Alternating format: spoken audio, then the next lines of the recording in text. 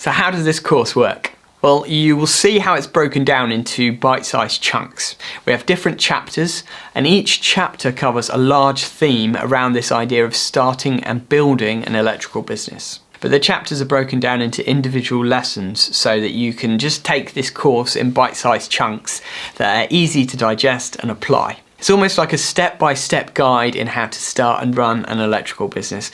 And the great thing is, because the lessons are numbered, you'll be able to refer back to ones that you've particularly enjoyed. You can watch them over and over again. And in my communication with you through social media or other platforms, if there are any questions you have, I'll be able to refer you back to specific lessons that will hopefully help you to fill in any gaps that you might have in your knowledge. The course is designed to be adapted and expanded on in the future as well. So if there's anything throughout this course that you feel is a little bit missing, please feel free to get in touch with me, because I can add those extra lessons in, little bonus chapters along the way. This will be expanding and evolving as I get more and more feedback from the class and from the students. But the idea, it really is for you to be able to just take it in bite-sized chunks, because I know that you're busy if you're anything like me and you don't have time to sit for days and go through back-to-back the whole course in one chunk.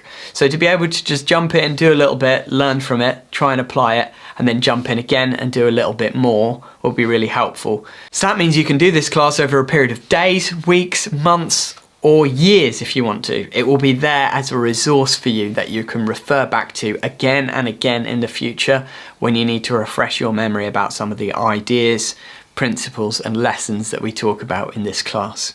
The first section that we've been talking about is just the introduction. So we're next going to go into the first main section, which is chapter 2, which is your business concept. And this is really going to cover all the ideas and brain work that goes in before you even start launching your business.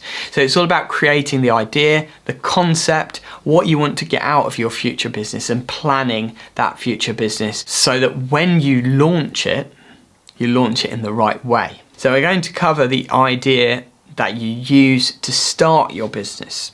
Then we're going to expand on that idea, setting your goals as to what you really want to get out of starting your own business. Then we're going to talk about the sums, the maths of actually making sure that this is a viable, financially viable thing to do. We're going to talk about our target customer and who that might be, so that this becomes part of our business concept. We're going to talk about our working area, which might be near where you live, or you might choose to start in a different area.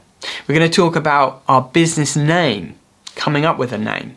Once we've come up with a name and got all these ideas into place, then we'll be able to look at the next chapter, which is chapter 3, bringing your concept to life. So in chapter 2, we really kind of build this skeleton, and then chapter 3, we're going to breathe life into that skeleton by actually making this idea a reality and turning your ideas and thoughts about what you would like your business to be into an actual business.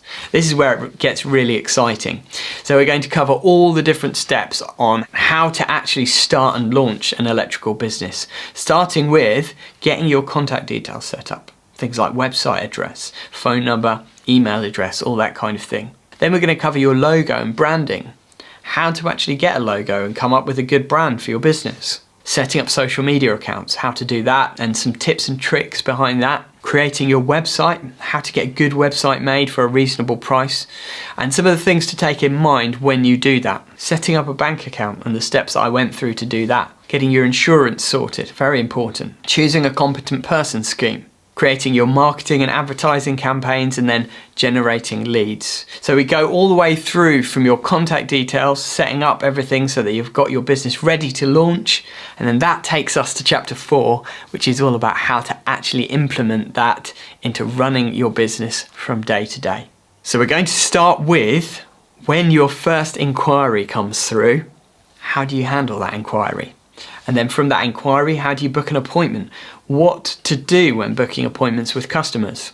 Then from booking the appointment to actually visiting the customer, and things to keep in mind when visiting customers in order to get the best chance of turning that potential customer into an actual paying client. Then once you've visited the customer, how to create a quote. And in line with that, how to come up with your pricing strategy. Really important. Then buying materials, and we're going to talk about whether it's worth setting up with wholesalers, accounts, or if it's best to just buy things online, whether to buy on credit, etc. We're going to cover all of these ideas. Then, once you've got the materials and the quote has been accepted, then actually doing the job. What considerations are there from a customer service point of view during the actual job as it's ongoing? Then once the job is complete, how to create invoices. Then once the invoice and job is complete, creating certificates and how to present those nicely and send them to the customer. Then we're going to talk about how to actually get paid. So once you've sent your invoice to the customer, how do they pay you? We'll talk about that. Then once they've paid you and you've got a happy customer, how do you get them to give you a review, which will then serve as a reference for future customers to help you grow your business and put your reputation out in front of other people? So that's really the fourth section, the fourth chapter, all about that running a business on a day-to-day basis. Then the final chapter, well, not the final chapter, but just before the conclusion, it's all about how to continue then running your business year after year. So once we've got all the basic steps of daily running of the business in place, some of the challenges that you'll come across in a working year. For example, dealing with late payers or non-payers, how to deal with complaints. Those are a couple of things that we're going to consider in this fifth chapter, along with how can you increase your earnings? How can you actually become more profitable even from doing the same amount of work? And also we're going to talk about your marketing strategy, how that will change over time from when you're a startup to an established business, how that changes and evolves, and what you need to do to kind of refine your marketing process over time. We're going to talk about cash flow and how important that is to have a good cash flow. We're going to talk about planning ahead, days, weeks, months, and years. We're going to talk about if you need some extra help, if you're getting to that point where you are getting too much work for yourself, how to get some extra help to cope with that amount of workflow. And we're going to talk about investing in ourselves. How can you invest in yourself to help you grow your business? Branching out, how to do that.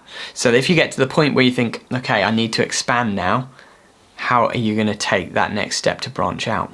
And eventually, right at the end of this chapter, we're going to talk about how important it is to really know your business, to know it back to front, and how that will help you going forward to basically keep your business profitable in the long term. Then in conclusion, we're going to return to our goals, and we're going to talk about the importance of never forgetting those goals and also setting continuous further goals as you reach the previous goals that you've set. Then finally, we're going to talk about how we should never stop learning and how you can continue to grow and improve year after year to become a successful, happy person in your business. So that's the kind of course structure that we've got laid out. So without further ado, we'll get you into your first lesson in chapter 2, which is all about your business concept.